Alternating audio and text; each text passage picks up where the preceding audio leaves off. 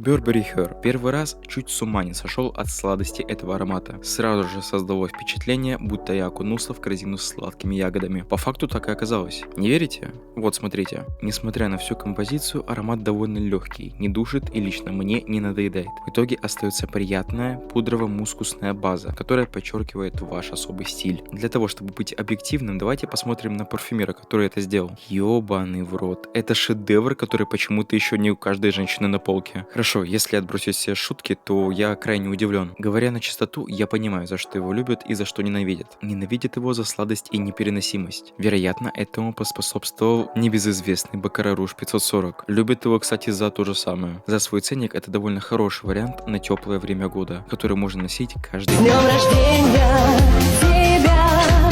С днем рождения!